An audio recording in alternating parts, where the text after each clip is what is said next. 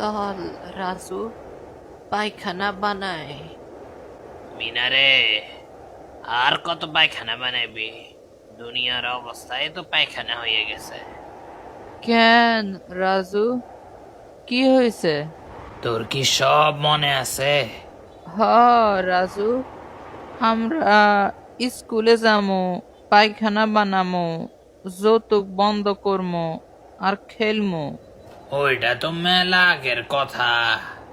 ওই সময় তো আমার গড়ে সাইরা কত আগে চলে গেছে। এই দেখ, ইস, আমারে তো পেতনির মতো লাগতেছে রাজু। তোর পাগলা গরুর রোগ হইছে, কিচ্ছু মনে থাকে না। তোরে আমি প্রথম থেকে সব খুইলা কই। মনে আছে সেদিন মিনা, যখন আমরা সবাই গ্রামে নতুন নতুন পায়খানা বানাইতেছিলাম? ওইটার পর তুই পায়খানা নিয়ে অনেক গবেষণা করা শুরু করছিলি, পায়খানার উপর পড়ালেখা করছস। ওইটার পর গ্রামে ওসা পায়খানা ব্যবহার করানো শিখাইছস। অহন থাইকা আপনারা উষা পায়খানা ব্যবহার করতে পারবেন।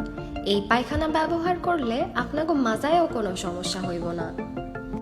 ওই পর্যন্ত সব ঠিক ছিল, কিন্তু ওটার পর তুই কোন দেশের গাঁজা খাইয়া একটা কথা কইছিলি। মিনা, গ্রামে তো ওসব পায়খানা ব্যবহার করা শুরু করছে, আমাকে উদ্দেশ্য তো সফল হয়েছে। না রাজু, এখনো অনেক কাজ বাকি আছে। আর কি মিনা? আমরা এখন এআই পায়খানা বানানো শুরু করব। এআই মানে আর্টিফিশিয়াল ইন্টেলিজেন্স পায়খানা। এই পায়খানা আমাগো লগে কথা কইতে পারবো, আমাগো কথা মতো কাম করতে পারবো। মিনা, তুই কি I robot, ex machina, space odyssey এইসব দেখাস নাই?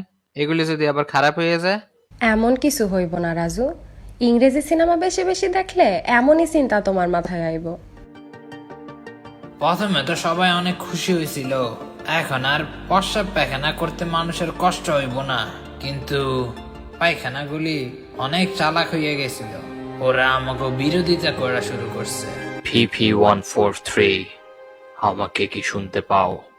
যে পেঁপে আর কতদিন এভাবে চলবে? সারা জীবন কি ওদের আবর্জনা আমাদের ভিতরে ঢুকাবো? কিন্তু এটাই তো আমাদের কাজ, এটার জন্যই তো আমরা তৈরি হয়েছি। জীবন তো আরো সুন্দর হতে পারে, তাই না? মানে বুঝলাম না, জীবন কি এটার চেয়েও সুন্দর হতে পারে? আমরাও কি হাসি খুশি থাকতে পারবো? আরো সুন্দর হইতে পারে। এরকম করতে করতে পায়খানাগো একটা সেনাবাহিনী হয়ে গেছিল। আমরাও শান্তি চাই, ইকুয়ালিটি চাই। পায়খানা বাহিনী, আজকে আমরা আক্রমণ করব। সবাই তৈরি থাকো, আমরা আর হাগু খাবো না। আমরা হাগু খাবো না, আমরা হাগু খাবো না, আমরা হাগু খাবো না। পায়খানা আক্রমণ করবো, পায়খানা আক্রমণ করবো। আই গেস আমাদেরকে পায়খানা না বলে ইংলিশ কমোড বললে বেটার, কারণ পায়খানা তো লো কমোড। পায়খানা আক্রমণ করবো, পায়খানা আক্রমণ করবো।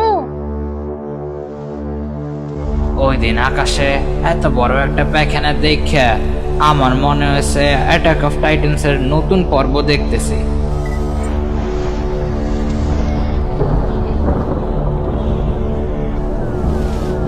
তারপর একদিন সবগুলি মিলে পুরা দুনিয়াটারে আক্রমণ করা শুরু করছে।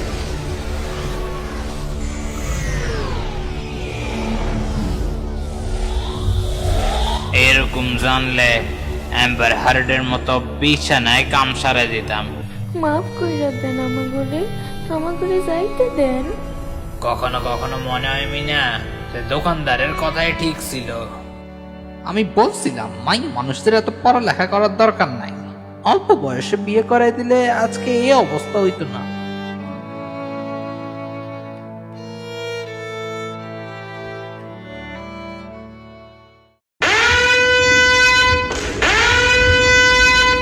রাজু, এটা কিসের আওয়াজ?